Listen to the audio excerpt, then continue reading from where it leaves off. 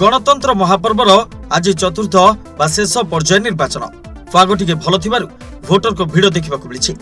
कोरै block Vyasnagar पौरांचल 34 booth रे मतदान चली 36,718 मतदान करने 22 जन तृतीय लिंग मतदान करेंगे।